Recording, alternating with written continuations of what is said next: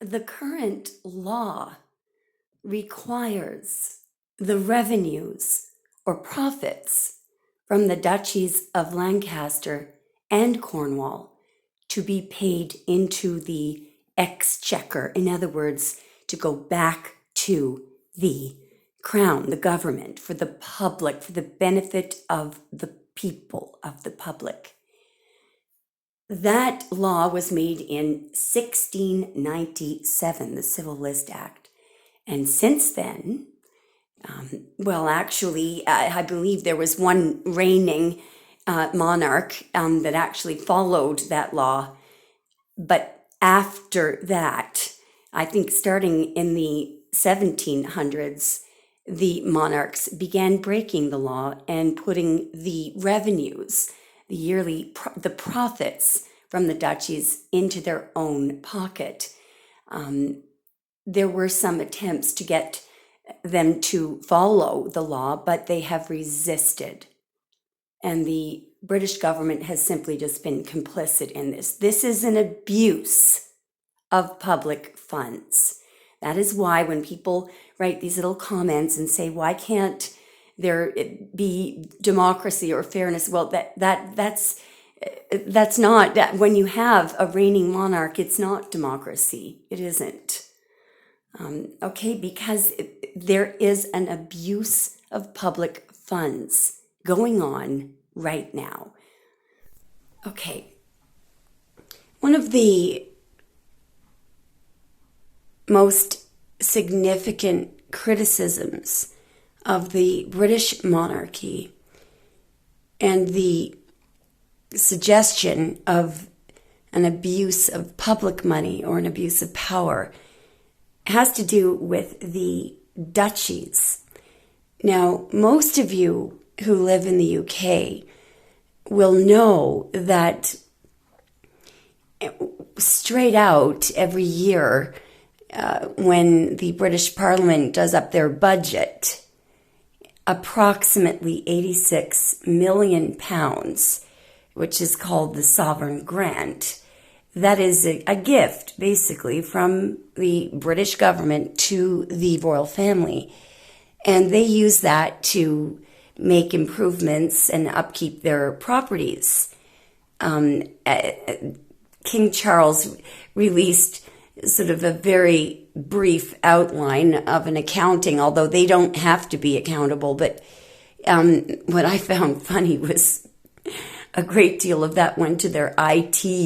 Apparently they have which is kind of funny. I just found it hilarious because of all the IT scandals that occurred with all this photoshopping this year. Anyway, let's just put that aside.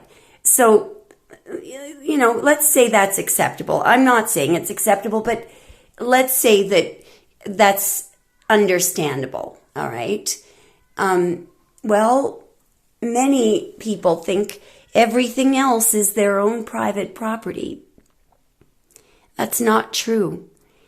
One of the most stark and glaring abuses of public money are the two duchies, the Duchy of Cornwall, the Duchy of Lancaster, which King Charles has control over, and the Duchy of Cornwall. Now, these were crown properties. So that's fine. That's fine that the royal family has taken them over. But the income that is generated from both of those duchies yearly is approximately a profit of $22 million for both, for $22 million for the Duchy of Lancaster, $22 million for the Duchy of Cornwall. Those profits are supposed to be going into the treasury so that, for example, homelessness, can be addressed. Well, guess where those profits are going? With the Duchy of Lancaster straight into King Charles' pocket. The Duchy of Cornwall, after the Queen died, straight into William's pocket. $22 million a year straight into his pocket, not into the treasury. That's an abuse of public money. Now, I want to look at, this is just going to be a very short reading. How does King Charles feel about the fact that the profits from the Duchy of Lancaster, just look at the money, he's looking at money, that this is not being, that the profits are not going into the treasury, that they're going straight into his pocket. How does King Charles feel about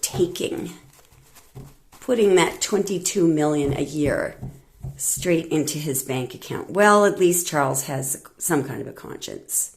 At least he has a conscience. He does worry about it. How does King Charles feel about pocketing the profits for the money? At least he has a conscience, so he does lose sleep over it. Well, give him that. Ah, look at the concealment. Whoa. Well, at least Charles has some kind of a conscience, because what he stresses about is the fact that this is all concealed. It's privately put private, and it's not talked about. They don't have to account for this. What followed in the rest of this reading was something that was very disturbing, and I'm not sure that I was correct about it. It looks like it has something to do with the separation of Prince William and Kate Middleton. It could be related to the Duchy of Cornwall. I do plan to do an extended reading on this. I'm going to wait to see what your comments are, because your information, everyone has been providing a wealth of information. I really appreciate your comments. So let me know what you'd like me to look at next, if anything, on this issue. Thanks so much, guys.